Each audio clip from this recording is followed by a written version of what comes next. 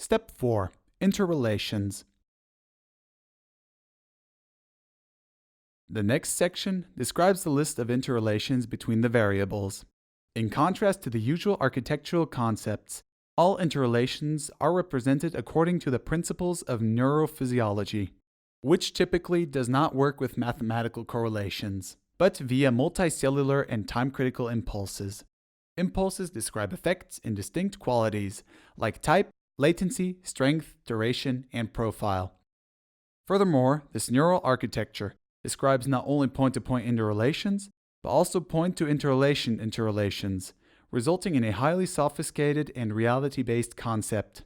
So, let's define a new interrelation by selecting New from the action pop-up menu at the bottom. Specify if the interrelation describes a direct or a moderating effect. Define the starting and ending variable. If you describe a direct effect, respected to the ending interrelation, or if you describe a moderating effect. On the right-hand side, you can see 4 pop-up menus. The second on the left-hand side shows all variables you have specified in the variable list within the actual scenario. The upper option can be used for selecting the starting variable, the lower option for the ending variable. The 2 pop-up menus on the right-hand side reflect the specified starting and ending variables and display all the possibilities outside the actual scenario. By this, you can easily find interrelations made by other users, which indicates not only the swarm data, but also the statistical distribution of all the interrelations made by others. This information will offer a good indication of which interrelations are relevant and which not. Specify if there is a reduced validity for this interrelation. As a standard, you find empty date fields which indicate that the interrelation is valid all the time. Like the effects of hay fever, you can limit the validity of the actual interrelation. In the next step, please describe the interrelations between 2 variables, or between a variable and an interrelation with the following 5 specifications. Impulse type, IT, describe the expected impact of the starting variable on the ending variable, if there is a weak increase of the starting variable. Impulse latency, IL, how much time does it take until the ending variable changes? Impulse strength, IS, how strong will the change of the ending variable be? Impulse duration, ID. How long will the impact on the ending variable last? Impulse profile, IP. How does the impact on the ending variable develop over time?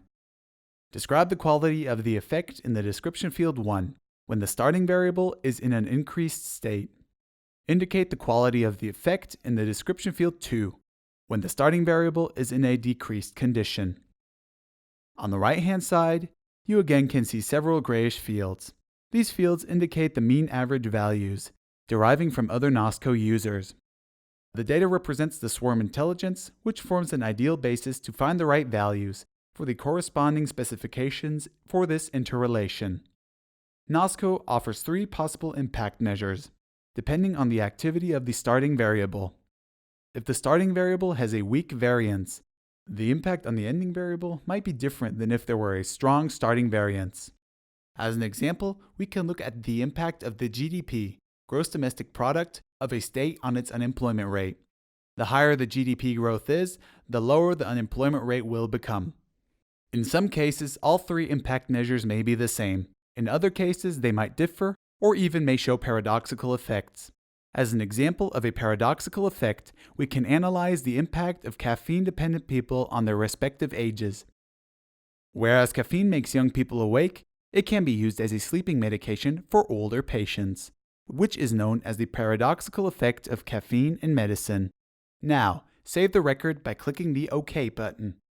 As you might have realized, all interrelations are described as dynamic impacts between variables in a qualitative way.